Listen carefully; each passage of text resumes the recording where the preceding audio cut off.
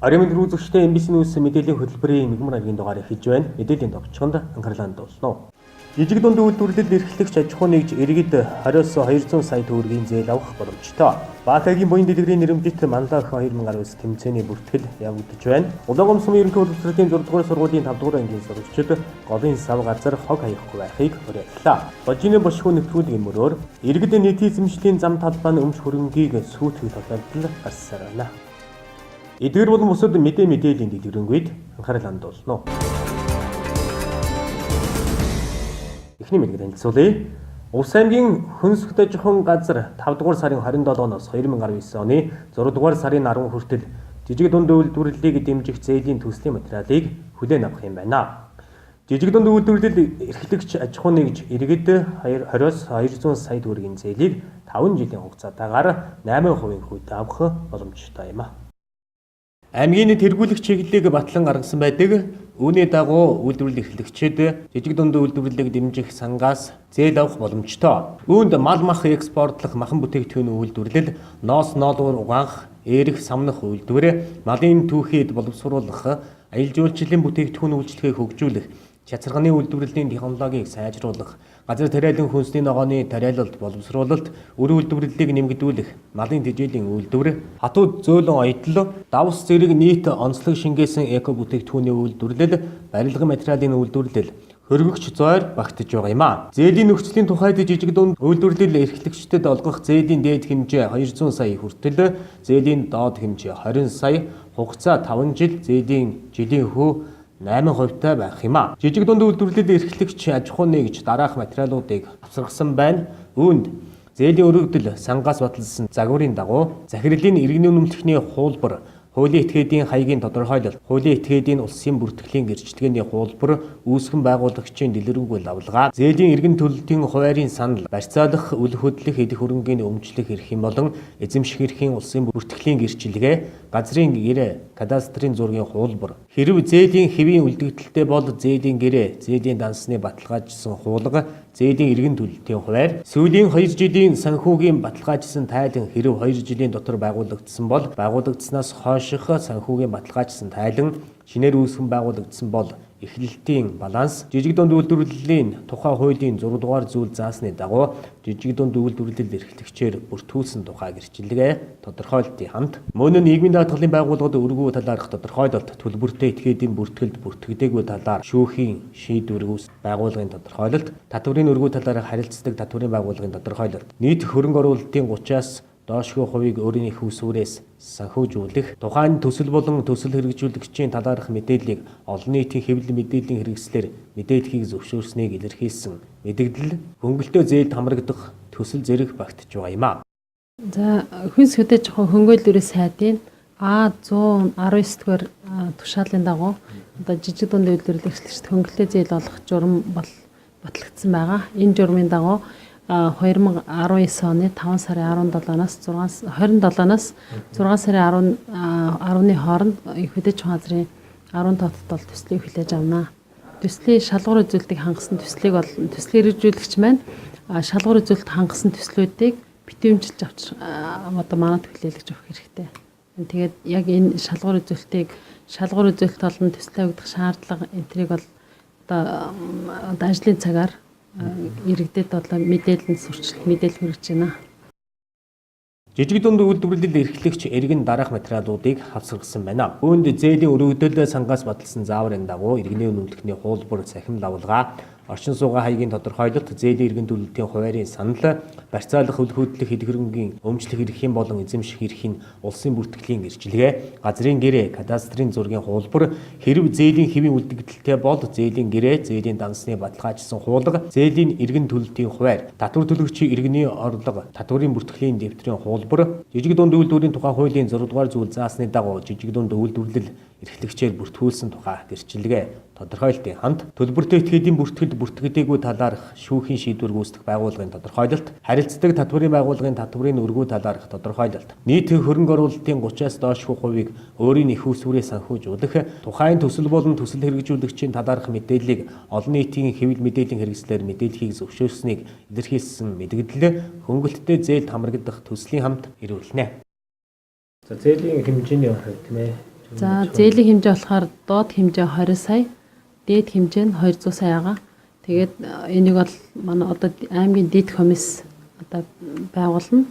Тэгээд дэд комиссын шийдвэр бол төслийг хэрэгжүүлнэ. Төслийг одоо шалгаруулна гэсэн үг. Аймгийн жижиг дунд үйлдвэрлэлийн хөнгөлтэй зээл бол угаасаа л банкар дамждаг байгаа. Харин нөгөө сан руу төслийг явуулсан иргэд маань 300 сая хүртэл төслийг бол одоо 3 их үетэйгээр банкар дамжихгүйгээр авах боломжтойгоор зарлагдсан байгаа. Энэ удаагийн төсөл бол 300 саяас дээш 1 тэрбум төгрөг хүртэл бол одоо банкар дамжина гэсэн нөхцөлтэй байгаа. Урд нь болохоор одоо нөө сангаас 3 их үетэйгээр 2 тэрбум хүртэл төгрөг олгодог байсан. Тэр нь бол өөрчлөлттэй тийм одоо нөхцөлт болсон байгаа.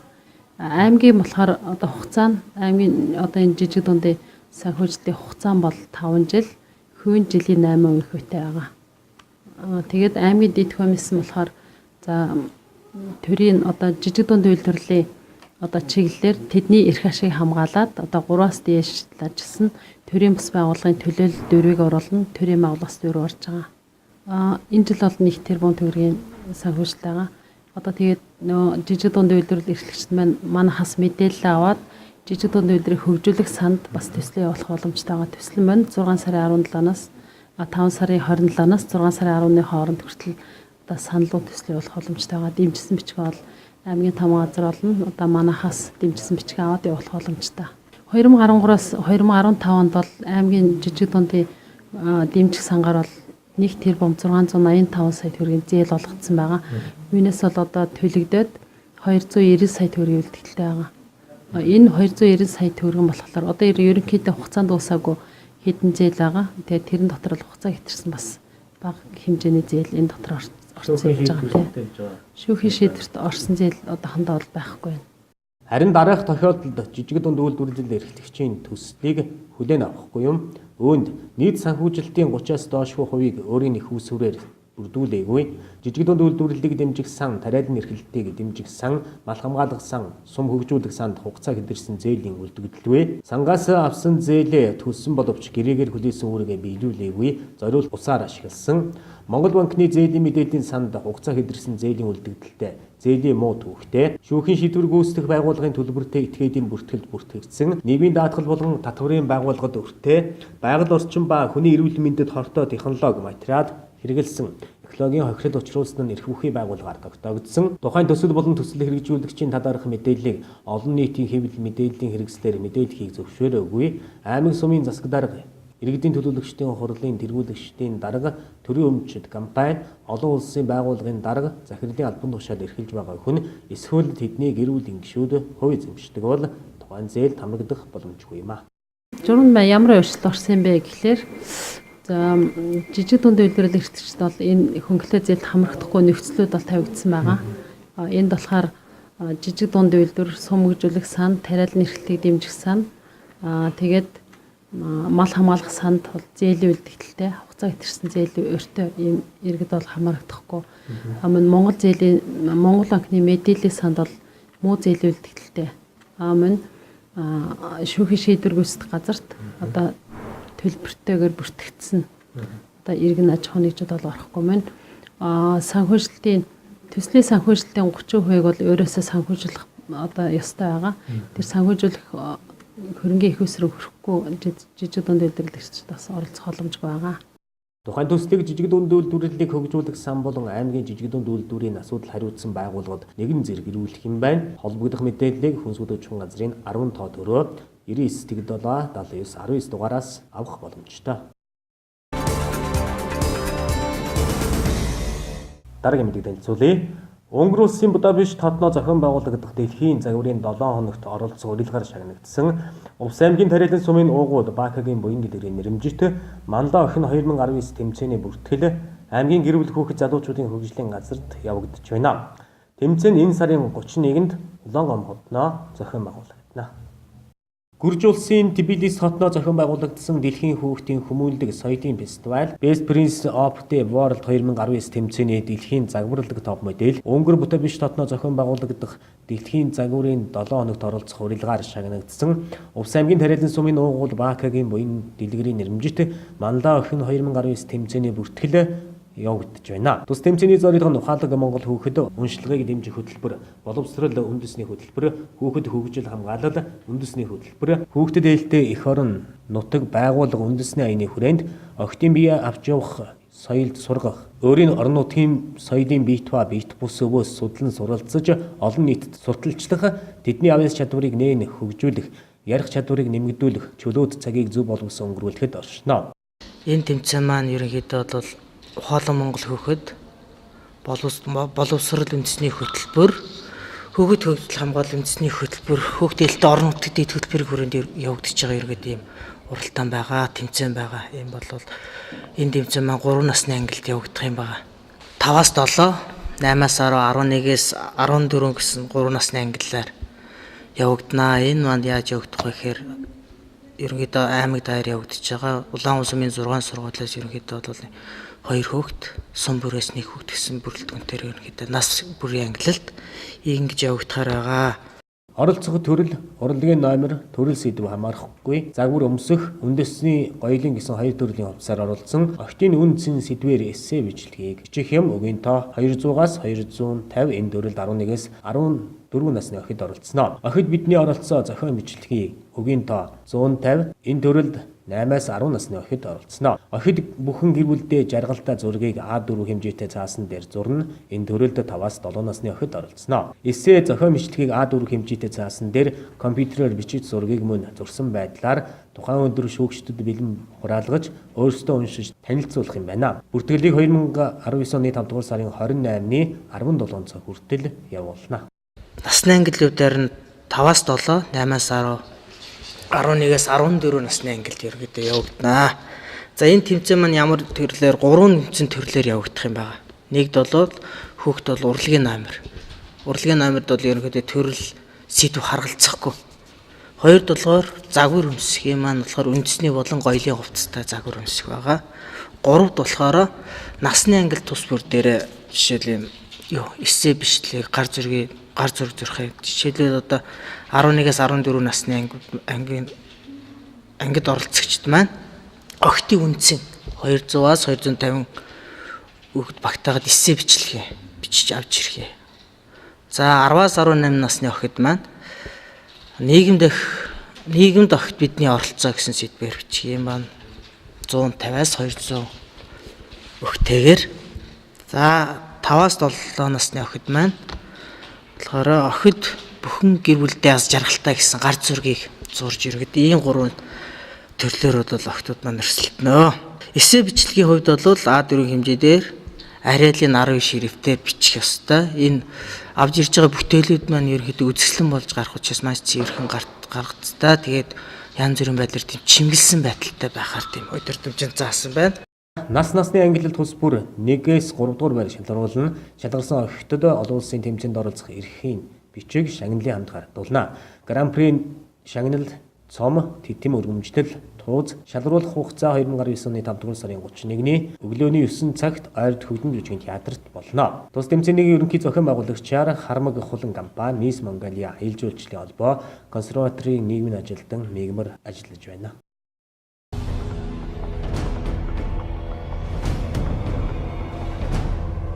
Монгол улсаас бүгд баримтах Солонгос улсыг зорих иргэд сүүлийн жилүүдэд эрс нэмэгдсэн билээ. Тус улсад үйлдвэртэй гэрээт ажиллах квотны дагуу жил бүр сонгон шалгуулалтаар олон иргэд зорж байна. Тэгвэл Монголын 22 иргэн нь орос сургаггүй алга болсон талаар Монгол улсаас бүгд баримтах Солонгос улсад суух эцсийн сайдын яамнаас мэдээлжээ. Уг мэдээллийг сургаггүй алгуулсан иргэдийн ар гэрийнх нь гаргасан мэдээллийн дагуу 90 сурвалж хэлсэн байна. Эдгээр иргэдийн ихэнх нь бүгд баримтах Солонгос улсад хөдөлмөрийн эрхлэхээр ирсэн бөгөөд зарим нь хууль бусаар амьдарч байгаад сургаггүй алга болжээ. Одоогоор хайж байгаа иргэдийн дунд 10 жил холбоо бариагүй иргэнч байгаа юм. Эдгээр иргэдийн мэдээллийг Монгол улсаас бүгд баримтах Солонгос улсад суух элчин сайдын яамны албан ёсны сайтад байршуулжээ. Тиймээс бүгд баримтах Солонгос улсад сурч ажиллаж байгаа монголчуудтай хандна эдгээр иргэдийг харсан үсэн тохиолдолд элчин сайдын яамд шууд нэмэхийг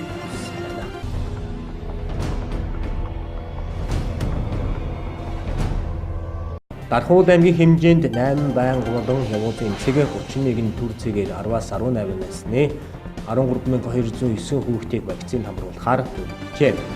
Энэ сарын 15-наас эхлэн удаан бурхан улаанууд өвчний эсрэг нэмэлт дархлаажуулалтын аяныг явуулж эхлээд байна. Тус дархлаажуулалтын ажлын хүрээнд өрх сумдын нэмэлтийн төвүүдийн дарга эмч вакцинатор сувлагч 24 хүнийг сургалтанд хамруулж мэргэшүүлсэн байна. Цаашдаа уг ажил үргэлжлэн дээрх хүүхэд багцуудыг дархлаажуулалтад хамруулах юм.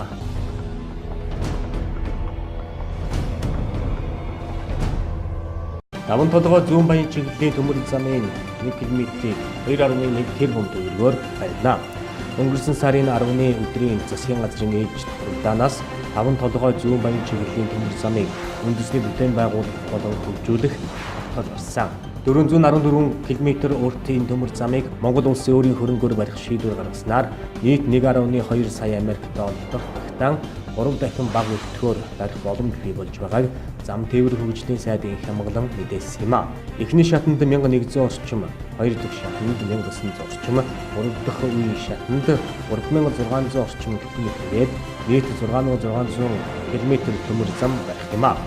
Түүнээс гадна бүтээн байгуулалтын ажилд цэргийн албан хаагчдыг хамруулах бөгөөд цаашид Монгол улсад инженерийн байгууламжийн цэргийн анги бүрдэж байгаа юм а. Таван толгой зүүн баян чиглэлийн төмөр замын ажил энэ сарын 1-ээс эхлэхээр танилцуулсан ч энэ асуудал маргаан дагуулсан юм. Учир нь таван толгой зүүн баян чиглэлээс төрүүлээд таван толгой гашуун сухатын 267 км замыг барих нь зүйтэй талаар хэлж байгаа юм а.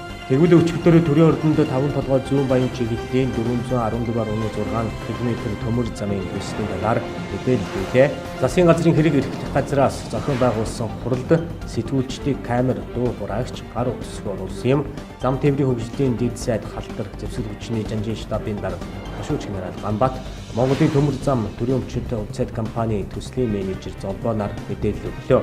Юун түрүүнд төрөөс төмөр замын тээврийн талаар баримтлах бодлогод шинээр барих төмөр замын суур бүтцийн чиглэлд барих үе шат тэдгээрийн уртыг 3 үе шаттай байхаар тусгажээ. Эхний шатанд 1100 орчим замыг барина. Эхний үе шат Галан задгад таван толгой цагаан сувраг зүүн баян чиглэлийн 400 км, сайн шанд баруун урт чиглэлийн 350 км, баруун урт хөөт чиглэлийн 140 км, хөөт чой болсон 150 км замыг барихаар тусгажээ.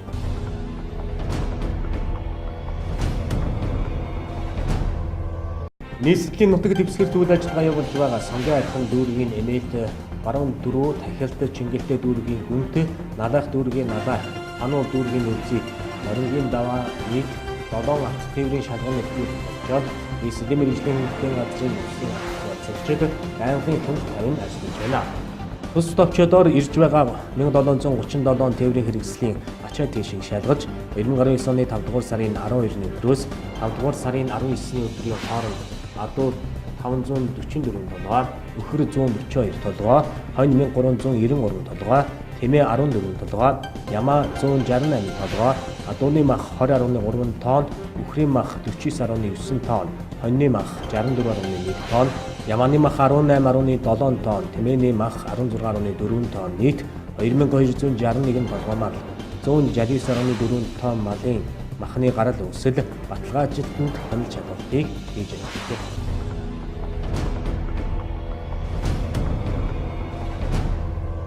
Ерөнхий сайдын 52 дугаар захирамжаар байгуулагдсан урт хугацааны хөгжлийн бодлого боловсруулах ажлын хэсгийн анхны хурлаа. Ажлын хэсгийг Монгол улсын сайд засгийн газрын хэрэг эрхлэх газрын дарга оюутан ахалж байгаа бөгөөд гишүүдэрийн засгийн газрын 13 яамны төрийн нарийн бичгийн дарга нар болон зарим агентлагийн дарга нар ихтэй сургуулийн захирал удирдлагууд эрдэмтэн судлаачид төрийн бүс байгууллагын төлөөлөл ажиллах юм а. Оюун эрдэнэ сайдын хувьд Монгол улсын цаашдын хөгжлийн бодлогыг урт болон дунд хугацаанд хэрхэн төлөвлөх, удирдан чиглүүлэх, өнгөрсөн жилүүдийн алдаа оноо нь хаана байсан талаар ажлын хэсгийн гишүүдэд хурлын нэхэнд дэлгэрэнгүй танилцуулсан юм. Монгол улс сүүлийн 27 жил хөгжлийн тодорхой бодлого нэгдсэн ойлголтгүй явж ирсэн хэд болох юм а. Гэхдээ ямар ч бодлогын баримт бичиг байхгүй юу гэвэл өрөөсгөл ойлголт өнгөрсөн хугацаанд том жижигний 517 төсөл хөтөлбөр төлөвлөгөө бодлогын баримт бичгийг манай улсын хэмжээнд үйлдвэрлэсэн байдаг ч хоорондоо уялддаггүй хэрэгжилтийн хангалтгүй байсан гэдгийг эрдэмтэн судлаачид бүлээн зөвшөөрсөн. өгдөг. 2019 оны 2 дугаар сарын байдлаар эдгээр баримт бичгүүдээс 218 нь хүчин төвлөрдөг байгаа юм. Тиймээс одоо боловсруулах хөгжлийн баримт бичиг нь тунхаглын чанартай бус улс орны тэргүүлэх чиглэлээ тодорхойлсон. Техникийн засгийн үзүүлэлтэд суурилсан томоохон төслүүдэд тодорхой болгосон. Улс төрийн намууд нэгдмэл байр суурьтай болсон иргэдийн дэмжлэгийг авсан байх ёстой гэдгийг оюун эрдэнэ сайдын хувьд хэлсэн үгэндээ онцлсан юм а. Энэ хүрээнд үндэсний салбарын бүс нутгийн аймаг орон нутгийн бодлогуудын хоорондын уялдааг хангах, салбарын бодлогуудыг цэгцлэх, давхардал хийдлийг арилгах, бодлогуудыг нэгтгэх нь оновчтой бүтцээр уялдуулах, хэрэгжих механизмыг тодорхой болгох, гадаад дотоод орчны өнөөгийн нөхцөл байдалд системтэй дүн шинжилгээ хийж, бодлогоор тусгах, нийгмийн дундаж давхар руу чиглэсэн тодорхой цогц бодлогыг цагаан төлөв боловсруулах дээр ажлын хэсгийнх нь онцгой анхаарч байна. Олон улсын туршлагч ажлын хэсгийнх нь давхар судалж байгаа бөгөөд Оросын холбооны улс, Бүгд найрамдах улс, Бүгд найрамдах Солонгос улс, Бүгд найрамдах Казахстан улсын зарим жишээ урлагийн үндэс юм. Бүгд найрамдах Солонгос улсын хувьд 1999 онд Алсын хараа 2025 хөгжлийн бодлогоо батлуулсан бөгөөд өнөө хүртэл хэрэгжүүлэн ажиллаж байна. Тогтвортой хөгжлийн бодлогоо эрчим хүчин улс, далайн эрг орчмын бүс, газар, цаг агаарын өөрчлөлт, хэвэр, зөрчлийн менежментийг голчлон авч үзсэн 5 үндсэн чиглэл хэрэгжүүлэх 48 зорилт 224 тухайлсан зорилт боловсруулжээ. Бүгд найрамдах Казахстан улсын хувьд Казахстаны хөгжлийн стратеги 2050 хөгжлийн бодлогоо одоо хэрэгжүүлж байгаа бөгөөд Казахстан улс 2050 он гэхэд дэлхийн тэргүүлэх 30 улсын болно гэдэг зорилт өг бодлогод байдаг байна. Монгол улсын цаашдын хөгжлийн үндсийг сайн төр Монгол хүн Монголын баялаг хэмээн тодорхойлж нэгдмэл зорилготой Монгол улс гэсэн үзэл баримтлаар олон тулгуурт хөгжлийн бодлогоор төсөл боловсруулсан гэдгээ ажлын хэсгийн зүгээс хүлээнээр танилцсан юм а. Энэ нийтчлэн бүх талын оролцоог хангах зорилготой хэд хэдэн шатны хилцүүлгийг цаашид өргөнүүлэх, хөдөлгөөний зарчмаар нийслэл хөдөө орон нутгийн иргэдийн саналыг авахар ажлын хэсгийн төлөвлөжээ. Ажлын хэсгийн анхны хуралдаанаас салбар дундын болон салбар хоорондын бодлогын зохицуулалтын асуудлыг хариуцах, үндэсний үнэт зүйл, хүн ба нийгэм, эдийн засаг, байгаль орчин, үндэсний аюулгүй байдал, засаглал гэсэн 6 дэд ажлын хэсгийг амархаар боллоо. Мөн салбар бүрийн цаашдын хөгжлийн төсөөллийг засгийн газрын яам бүр яаралтай боловсруулж, эргэж танилцуулахыг засгийн газрын хэрэглэх газрын дарга оюун эрдэнэ ажлын хэсгийн гишүүдэд чиглэл болгосон юм а. Монгол улсын урт хугацааны хөгжлийн бодлогыг 2019 оны 11-р сард ажлын хэсгийнх нь засгийн газарт танилцуулах нэмж засгийн газрын хэвлэл мэдээлэл олон нийтийн хэсгээс үлдээжээ. Дараагийн мэдээлэл танилцуулъя. Улс аймгийн Улаангомс сумын ерөнхий боловсролын 6 дугаар сургуулийн 5 дугаар ангийн багш сурагчид гол улсаа хайрлын сэдвийн хүрээнд экскурс хичээлийг зохион байгууллаа.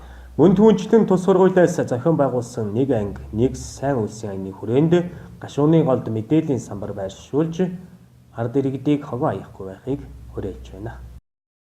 Экскурс хичээлийн хүрээнд 5-ын А ангийн сурагчид гол улсаа хамгаалах сэдвээр зохион бичлэг, 5-ын Б ангийн сурагчид их зохиосон бол 5-ын В ангийн сурагчид мөн дээрх сэдвээр зураг зурсан байна. Харин 5-ын Г ангийн сурагчид шүлэг зохиох зэрэгээр хичээлдээ итвэхт оролцлоо. Мөн түүнчлэн ах эгч нартай нэгэн уриалгыг хүргэж байна. Гашууны голоо хайрлан хамгаалж, хог хаяхгүй байх, машинаа угаахгүй байх, химийн хорт бодсоор бохирдуулахгүй байхыг хүүхдүүд уриалж байна. За экскурс хичээлээ одоо ингээд гашууны гол дээр ирж хийсэн. Үүнтэйгээ хамтдаад бид нар мөн гол улсаа хайрлын сэдвээр нэг анги, нэг сайн үйлс аян зохиосон манай сургууль дээр энэ аяныхаа хүрээнд бол мэдээллийн самбар гаргасан. Манай хүүхдүүд болон эцэгчүүд маань энэ самбарыг хамтаараа нийлж хийгээд 5 дугаар ангийн 4 бүлгээс одоо утгагүй цусландаа ирж байгаа айлууд, эцэгчүүд, бусад хүүхэд багчуудаа гашууныхаа голыг хайрлан хамгаалъя, хог хаяхгүй бай, машин тэрг угаахгүй бай, химийн хортой бодис, хорт ургамал хорт бодисыг одоо гол ус руу оруулахгүй бай гэсэн ийм уриалгыг одоо бусад бүх сургуулийн сурагчид, эцэгчүүд нийт ард иргэдэд уриалсан ийм хандлагатай экскурс хичээл сайн үйлсийн аяна өрнүүлсэн. Мөн бас нөгөө талаар нь харуул манай 5 дугаар анги бол Эрдмийн баярын тайлан төдрлөг гэдэг утгаар энэ хичээлээ хийж байгаа. Эцгийгтэйгээ хамтраад тэгээ одоо нэг шинэлэг байдлаар бид нэр Эрдмийн баяраа тэмдэглэж байгаа нэг хэлбэр юм а гэж бид нар одоо үзэж байгаа. 5-ын Г ангийн сурагчид гол усаа хайрлын экскурс хичээлийн хүрээнд бүх хүүхэд шүлэг бичсэн байна. Томчуудад сургамжуулахуйц шүлгийг сонсоход илүүтэхгүй үзье. Манай сургууль 5 дугаар ангийнх нь нэг экскурс хичээл аянд гол усан хайрлын сэдвээр нэг анги нэг сайн үйл сэдвт зохион бичлэг бичиж бас гол усан хайрлах сэдвээр айлч зугааж байгаа юм аа. Нэг анги нэг сайн үйлс хийхдээ голд машинаа авахгүй байх, голд хавг хаяхгүй байх, голд цагаан идээгээ оруулахгүй байх гэсэн 3 үйлсийг хэрэгжүүлж самбар гаргасан. Өвсийн ард иргэдээ та нар голд хог хаяхгүй, цагаан идээ оруулахгүй, машинаа угаахгүй байхыг уриалж байна. Гол усан хайрлцгаая.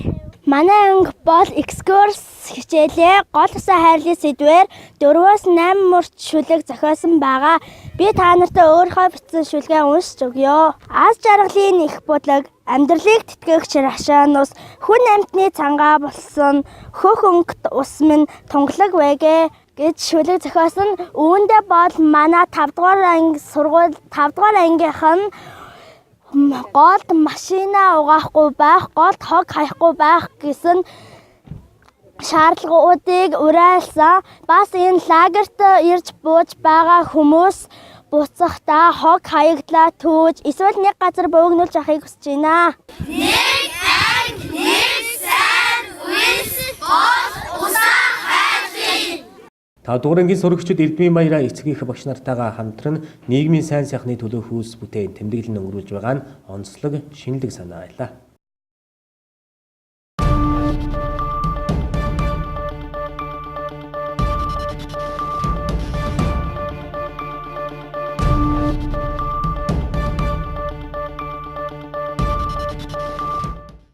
Дараагийн мэдээ. Даваа гарагийн болжны бүшгүй нэвтрүүлэгт холбогдсон эцгийнхээ төлөөлөл улсын тэргүүний 1-р цогцлбор сургуулийн захиргаанаас 1-5 дугаар ангийн хүүхдүүдийг Баяд хотын яцны бие биелгээний хувцас оюулж ирэх даалгавар өгсөн талаар мэдээлсэн юм а. Уг мэдээллийн дагуу тус сургуулийн захирал Цэрэн Дулам тайлбар мэдээлэл өгснийг тодруулуулангаараа хүргэж байна. Ер нь боловсролын салбарын байгууллага, ерөнхий боловсролын сургуулиуд байна. Боловсрол соёл шинжилх ухааны сайдын 2014 оны 6 дугаар сарын 3-нд батлагдсан А240 тушаалын дагуу энэ баг боловсролын сургалтын цөм хөтөлбөр гэсэн юм тусгай хөтөлбөрийн дагуу бид нэр сургалтынхаа үйл ажиллагааг явуулдаг байгаа. Сургалтын үйл ажиллагааг сургуулийн захирал, сургалтын менежер, багш гэдэг ингээд дурын хүмүүсүүд бол ямар нэгэн тийм өөрчлөх боломж байхгүй. За тэрний дагуу 1-5 дугаар ангид дээр үеийн хүмүүсийн ярьж хэлснээр дүү хөгжмийн хичээл гэж ордог байгаа. Одоогийн хэллэгээр бол хөгжмийн боловсролын хичээл гэж ордог байгаа. Тэгэхээр би энэ дээр бол яг алын ёсоор батлагдсан хүүхдүүдийн 1-р ангийн сурагчид хөгжмийнхээ хичээлээр ямар мэдлэг боловсролыг эзэмших вэ гэдэг ингээд сурах хүчгийг энэ дээр авч ирсэн байж байгаа. 2-р анги, 3-р анги, 4-5 дугаар анги гэдэг ингээд бүх сурах хүчүүдийг энд ингээд авч ирсэн байж байгаа. Тэгээд өнөөдрийн нэг бол манай эцгийнх ахцраа хамгаалагч маань бас үзэж ойлголтыг зөв болох байхаа гэдэгт итгэл дүүрэн байна. За тэгэхээр бид нэр энэ сургалтынхаа агуулгыг бас ингээд судалж ütсэн. Антай сургалтынхаа агуулгыг судалж үцхэд 1-р ангийн сургалтын хөтөлбөрт зөвхөн бүжгийн төрөл гэхэд 11 бүжиг хөгжөөнд хөдөлгөөнд дасгалуудыг хийж сурсан байх ёстой. 2-р ангид 9 бүжиг хөгжөөнд хөдөлгөөнд бүжгийг хийж сурсан, 3-р ангид 8 бүжиг хөгжөөнд хөдөлгөөнд бүжгийг хийж сурсан байх ёстой. 4-р ангид 9 бүжиг 5-р ангид 8 бүжиг хийж сурсан байх ёстой гэж ингэж сургалтын хөтөлбөрт нь заасан байдаг. Тэгэхээр өнөөдөр би бас энэ дээр за 1-р анги гэж бид нэр ингэж үзүүлье. За 1-р ангийн хөтөлбөрт бол эхний ээлжин за энэ хүүхэлдэ гэдэг бүжиг ихний хонхот хүүхэлдэ гэдэг энэ бүжгийг хүүхэд хийж сурсан. Энийг бол дөрөм тувцтайгаа хийх бүрэн боломжтой байгаа. За жишээлбэл бөмбөрчин гэдэг энэ бүжигийг бол бас ингээд дөрөм тувцтайгаа хийгээд ингээд сурсан байх ёстой. Ер нь манай сургуулийн хувьд бол энэ ерөнхий боловсролын сургууль хөгжмийн багш нар маань мэрэгжлийн боловсон хүчнээр хангагдсан мөн өөрсдийнх нь чадвар төвшингийн хувьд бол аймагтай бидгөө өстой чадварлаг ийм багш нараар бид нэр сургалт хүмүүжлэхийн үйл ажиллагааг явуулдаг байгаа. Тэгэхээр бид нэр энэ сургалтын үйл ажиллагааг явуулах хугацаанд яг энэ сургалтын хөтөлбөрт заагдсан үйл ажиллагааныхаа дагуу эцэг эх асраа хамгаалагч бид бүхэн хамтдаа л ингээд сургалтын ард хүүхдүүдэд сургах, хөгжүүлэх, хүмүүжүүлэхтэн гол анхаарлаа зохицуулдаг байгаа. За тэгэхээр би энэ дээр юу гэж хэлэх гээд байна вэхээр сая би одоо энэ 1-5 дугаар ангид хүүхд сурах хэвээр агуулгын дагуу их эцгүүдээс юм шаардахад үнэхээр бэрхшээлтэй байдаг. Тэгэхээр бид нэр энэ боловсролын салбарын гол зорилго хүүхэд бүрийг хөгжүүлэх, мэдлэгжүүлэх, цаашид сурах арга барилд нь сурахад бол одоо бидний гол зорилго байдаг. Мөн одоо сая би энэ сургалтын хөтөлбөрийг хэллээ. Сургалтын хөтөлбөр дээр бол ер нь бас уян хатан байдаг. Сургалтын хөтөлбөрийн 20%-ийг нь бол одоо ингэж орон нутгийнхээ их хэл, үндэсний соёл уламжлалаа эрхэмлэн дээдэлдэг. Одоо соёл уламжлалаасаа суралцдаг. Тэгээ хүүхдүүдийн чадварыг нээж хүүхдүүд ямар чадвараар цаашид одоо суралцах сонирхолтой байна. Тэрэн дээр нь сургалт тулгуурлаж сургалт хүмүүжлийн үйл ажиллагаа явуулдаг. Тэрнээс гадна одоо багш нар байна. Одоо хүүхэд бүрийг хөгжүүлэхэд сонгон дугуйлангаар бас нэмэлтийг ордог байгаа. Тэгэхээр энэ удаагийн энэ гарсан үйл ажиллагаа маань юу яаж байна гэхээр бид нэр 20% агуулгын өөрчлөлтөн дээр бид бүжгэн жижиг одоо яг одоо гарцаагүй одоо нэг хурагчин бижиг гэдэг ингээд заалаа гэхэд яг энэ хүүхдийг их эцэг энэ хүүхдийн хувцсыг одоо их эцэг оёж бэлдэж өгсөн байх хэвээр юм үүрэгтэй байдаг. Тэгэхээр бид нэр энэ бүхнийг бид нэр бас их эцгүүдээс шаардаж авахд бид нэр бас юутай байдаг. Их эцгүүдээ бас анхаарч үзэж байгаа. Тэгэхээр яаж ийм вэхээр бид нэр өөрсдийнхөө орон нутгийнхаа ялангуяа манай баруун аймгийн хүмүүс бол өөрсдийн соёл өв уламжлал гэдэг агуу ёс заншилтай юм аймаг байдаг. Тэгэхээр зөвхөн одоо сургалтын хөтөлбөр заагдсан бие биелгээ гэдэг ингээд ороод ирсэн 1-5 дугаар ангид яг одоо ингээд бие биелгийн хичээл болдог байгаа. За тэгэхээр бие биелгийн хичээлийг ороход яг энэ биелгээний төрлийн энэ хувцсыг бид нэр яг хүүхдэд өмсөж бие биелгээгээ хийж сурсан байх хэвээр.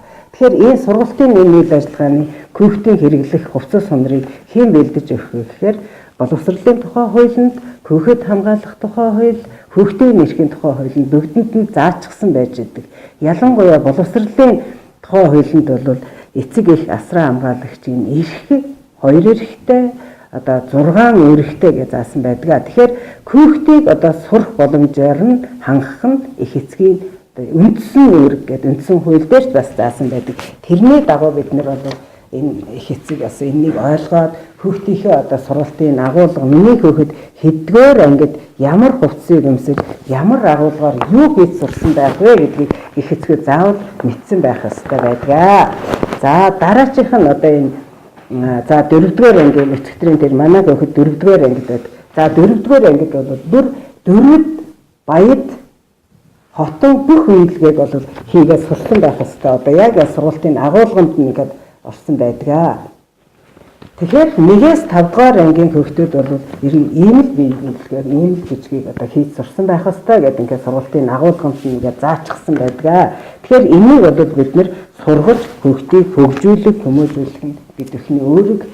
Тэр тутмаа ерөнхий боловсролын сургууль сурч байгаа хүүхэд бүрийг бид нэр үлдээхгүйгээр сургах нь бидний үүрэг байдаг. Энэний дагуу тавигдаж байгаа асуудлыг манай эцэг эх асран хамгаалагч арай жоохон ингээ көндрөөлээд ойлгосон юм шиг байна лээ. Тийм учраас манай их эцгийг өнөөдрийн дотор ирээд тэр хичээл ордог багштай, анги удирдсан багштай нь уулзаж бас энэ ойлголттой зөв залруулаарай гэдгийг бас сургуулийн захирлын өмнөөс, сургуулийн захиргааны өмнөөс бас их эцгээсээ хүсэх байж байна. Их эцэг бас танаа юугаар орж ирсэн байгаа. 1500 төгрөгөөр одоо бид бүхний хувцасны дотор гэж ярьдаг одоо энэ атласыг тийм ээ 1500 төгрөгөөр 1 метр атлас аваад хийж болдго юм а гэдэг их эцэг ярьж байна лээ. Би тэрнийг ингээд судлаад үзээд өөрийнхөө хүүхдүүдээс сургуулийнхаа хүүхдүүдээс авсан энэ хувцас байгаа. Тэгтэл энэ их эцэг бол 1500 төгрөгөөр метр. За тэгэхээр 1 метр атлас ямар юу байдаг вэ гэхээр метр 50 өргөнтэй байдаг юм байна. Тэгэхээр 1500 төгрөгөөр метр 50 өргөнтэй атлас аваад ийм л юм хийгээд өгөх нь одоо эцэг их миний л үүрэг болж байна да тийм ээ. Тэгэхээр ингэж хийгээд болоод хүүхдүүдийг бид нэр хөгжүүл танаа хүүхдийг би хөгжүүлэхгүй хувцас өмсөхгүй гэх юм болвол за та хүүхдээ энэ бие биелгээний сургахгүй би сургуульд нь яах боломжгүй гэдэг юм эрх байдаг болов яадаг бол тэрийг бас бодож үзээрэй. Тэгэхээр баримтгүйгээр бас юм хэлдэг нь бас өнөөдрийн бид бүхний бас ялангуяа төрийн албан хаагчид, ялангуяа багш боловсролын салбарын хүмүүсүүдийг бас ингэж хаа хамаагүй ингэж дайрах нь бас хуулиар хамгаалагдсан байж байгаа. Тэгэхээр өнөөдөр би юу гэж хэлэх гээд байна вэ гэхээр манай нэгдүгээрт бол манай сургуулийн нэр хүнд байж байгаа. Хоёрдугаарт бол ер нь Монгол улсын хэмжээнд нэг л агуулгаар, нэг л цөм хөтөлбөрөөр хичээлдэг байгаа. Зохицуулбар нэгдүгээр сургууль гэж тусгай хөтөлбөр гаргаж ирж хичээлдэггүй. Тэгэхээр манай энэ эцэг их асраа хамгаалагч маань би одоо энэ хүнд юу гэж хэлэх гээд байна вэ гэхээр зөрчлийн тухай хуулийн 6-21-р заалтан дээр гүтгэх гэдэг юм дээр байж байгаа. Тэгэхээр энэ дээр одоо хүний нэр хүнд, албан байгууллагын нэр хүндийг одоо гутаан доромжилсан, худал мэдээллийг нийтэд дэлгэсэн, эсвэл мэдээллийн хэрэгсэл нийтийн сүлжээгээр тараасан бол тухайн хүнийг 2000 нэгжтэй тэнцэх хэмжээний төгрөгөөр одоо торгох гэдэг ингээд зөрчлийн тухай хуулинд заасан байгаа. Тэгэхээр би энэ байгууллагыг удирдах байгаа удирдлагын хувьд бол манайх яг л албан ёсоор батлагдсан сургуулийн хөтөлбөрийнхаа дагуу албан ёсоор одоо тавих ёстой шаардлагынхаа дагуу бид нэр үйл ажиллагаагаа явуулсан байгаа. Буруу байх гэж бодож байгаа. Би яагаад тэгэхээр өчигдөр өөрөө үдсэн тэгтэл нэг их эцэг энэ дээр ингэ болдго юм а гэд ингэ хэлэхэд дахиж тэр эмэгтэй бас уцаар орж ирээд юу яриад байгаа юм бэ? 1500 төгрөгөөр яаж хийдэг юм бэ? Юу яриад байгаа гэдэг ингээд хэлж илээ. Тэгэхээр нэг хүний бодол санаагаар манай сургууль 1-5 дугаар ангийн 1734 хүүхэдтэй байгаа. Тэгэхээр 1733 хүүхдийн эрх ашигтанд тэр хүний байдлаас зөрчигдөх учир байхгүй. Тэгэхээр бид нэр таны хүүхдийг, та бидний хүүхдийг Улсын ирээдүй, Монголын ирээдүй болсон энэ сайхан бяцхан цэцэг цэвэр болсон хүүхдүүдэд хөгжүүлэх, хүмүүжүүлэх, төлөвшүүлэхэд манай багш, ажилтан, албан хаагч бид бүхэн одоо маш их зөвшөөрж байгаа. Гэхдээ энэ хугацаанд бол бид нэр ирээсээ тийм хууль бус юм хийдэггүй байгаа. Тэгэхээр яг энэ сургалтанд хэрэглэгдэх сургуулиас бол бид нэр ер нь боловсролын тухай хуулинд заасан байдаг. Суур боловсролыг энэ төлөвлөгөө хүн бүхэн эзэмших ёстой гэдэг ингээд заасан байгаа. Тэгэхээр энэ хөтөлбөрийнхээ хүрээнд л бид нэр үйл ажиллагаагаа явж байгаа. Тэгээд сургуулиас байх ёстой анги, танхим, хөгжим тэр хүүхдэд хэрэглэгдэх ёстой бүх юмыг сургуулиас хангаж байгаа. Мөн одоо багшид одоо хэрэглэгдэх ёстой тодорхой хэмжээний зүйлийг сургуулиас өгдөг. Бусад зүйлийг багш нар маань өөрсдөө өнөөдөр хэдэн төгрөгийн цалинтай билээ те. Хэдэн төгрөгөө тэр хичээлийн хэрэглэгдэхүйнд зориулдаг билээ гэдгийг бас нэг бодож үзэх хэрэгтэй гэдгийг бас ойлгох хэрэгтэй. Дараагийн мэдээ. Сүр дүүлэнтэй нээлттэй хийж байсан Улаангом хотын гэрэлт гудамж нэг их хөдөлгөөн гэрэлгүй гудамж болж хувирсан байдаг. Аймаг бүр дэлхийн хотууд өөрийн гэсэн нэрмжтэй гэрэлт гудамжуудтай байдаг. Гэвч иргэдийн буруутай үйлдэлээс болж эдэрч сүйдэж байна. Цахилгааны маасын улмаас бүх гэрлийг солих шаардлагатай болсон бөгөөд одоогоор бүх гэрлийг буулгасан байдалтай байгаа юм а. Элхэмсэг Улаангом хөтөлбөрийн хүрээнд хийгдсэн Улаангом хотын гэрэлт гудамж өнгөрсөн үйл сүр дүүлэнтэйгээр ашиглалтанд орж тууз хайчилж байлаа. Харин тус гэрэлт гудамж маш богинохон хугацаанд увсынхны нүдийг хужирсан байдаг. Одоогоор бол гэрэлгүй гудамж гэж нэрлэж болохоор байгаа. Тус байгууламж иргэдийн буруутай үйлдэлээс болж асахгүй байгаа талаар Улаангом сумын засаг дарга мэдээлэл өглөө. Тодорхойлбол тус гэрэлт гудамжны цахилгааны шийд бага насны хүүхдийн гарч хүрэхээр доор байрлалтай байдаг учраас хэн нэгний буруутай үйлдэлээс болж цахилгааны маас гарч бүх гэрэлний шатсан байна. Гэрэлт гудамжийг 19 сая төгрөгөөр байгуулсан бөгөөд дахин 40 сая төгрөгийг орон нутгийн хөгжүүлэх сангаас гаргаж хүмүүсийн явах хэсгийн замыг янзлах юм байна. Өнгөрсөн жил Улаангом сумаас Элхэмсэг Улаангом хөтөлбөр батсны дагуу бид нар хийж гүйцэтгэх ажлын нэгэнд бол энэ гэрэлт гудамж байсан юм а. Гэрэлт гудамжийг хийгээд гүйцэтгэхэд бид нар өвлийн сард энэ гэрэлт гудамжийг хүлээж аваад бид нар хот төслийн үйлчлэгийн газарт харьяалуулсан байгаа. Энэ хавар энийг энэ шийд нь бол хүний гарт хүрэхээр газар байгаа. Шийдэн дээр нь галтаа утсан дээр нойлын утсыг нэмж өгөөд ингээд энэ гэрэлтэй гудамжны асуудлыг одоо бүрхэг болгосон. Тэгээд энэ гэрэлтэй гудамжийг хийж гүйцэтгсэн компани маань одоо гэрлийн чимэглэлийн аваад дахиж одоо солихоор улсан байгаа. Ингээд энэ компанид энэ ажлыг хийж гүйцэтгэх нь утгагүй. Энэ ард иргэд хүүхэд багчууд бас анхааруулж хэлэхэд энэ хийж гүйцэтгэсэн ажлыг бас өөрийн орон нутагт байгаа энэ ажлаа хайрлж хамгаалж ямаар байна. Одоо яг бид нар очиж шийдийг нь харна. Хүний гарах хүрэхээр газар байгаа. Энэ дэр ийм гэмтэл гарсан. Тийм учраас энэ гэрэлт гудамжууд удахгүй ашиглалтанд ороод хуучин хэвийн ажиллагаанд орчихно. Дээр нь бид нар энэ урд цагаан хаалганаас 14 зам хүртэл гэрлийн чимэглэл явсан байгаа. Энэ чимэглэлийн ажлыг намар орой гүйцэтгсэн энэ ажил маань бас ингээд дулааны уйлралд татагдж нумарч зарчсан учраас энийг бас дахиж гүйцэтгэх. Энэ хоёр ажлыг бол удахгүй энэ компани бол гүйцэтгэж дуусгах байх. Гэрэлт гудамжийн төсөл маань нийтдээ 19 сая төгрөгийн төсөлтэй байгаа. Энэ одоо мөнгө санхүүжилт нь бага байгаад одоо бид нар сүүлд нь одоо доотлын энэ шалыг нь бас хийж амжаагүй байна. Энэ жилийн орон нутгийн хөгжлийн сан дээр бол шалан дээрээ 40 сая төгрөг тавьсан байгаа. Энийгээ бас хийж гүйцэтгэх орон нутгийн хөгжлийн сангийн мөнгө төгрөг тавигддаг учраас хараахан энэ зарлагдаагүй байна. Явандаа энэ жилдээ бид нар энэ компани хийж энэ ажлаа бол хийж дуусгах. Өнөөдөр яг энэ компани удирдлагуудтай яриад одоо энэ ажлаа хурд зуршиж яарчсан хийхгүй бол хаврын дулаан цаг эхэллээ. Аяж үйлчлийн жилийн хүрээнд бас энэ хүн амтны цаанаас ирэхэд бол гудамж гэрэлтэй байх шаардлагатай байна гэсэн ажлыг хэлсэн байгаа. Тэгээд хийж гүйцэтгэх айлгууд яв. Гэрэлт гудамж нийт эзэмшлийн зам талбай тогтчлтууд хийгдэгч маш хурдан хугацаанд буцаад сүйтгэгддэг үзэгдэл манай аймагт бий. Улаан сумын иргэдийн төлөөлөгчдийн хурлын төлөөлөгчдийн санал дэмжлэгтэйгээр 3 дугаар багт 60 айл 48 айлын орон сууцны урд хүүхдийн тоглоомын далбар баригдаж хүүхдийн баяраас өмнө ашиглалтанд орох юм байна. Хоёр залгаа 60-уудын 60-48 залгаагийн дунд талын талбай дээр удахгүй хүүхдийн тоглоомын талбай. Сумын хурлын төлөөлөгчдийг энэ дээр хүүхдийн тоглоомын талбай нэмэгдүүлэх санал гарч ирсэн энэ дээр хийж гүйцэтгэх. Иргэдийн нийтийн өмч хөрөнгөө хайрлан хамгаалж байж л орон нутгийг улс орон хөгждөг учиртай.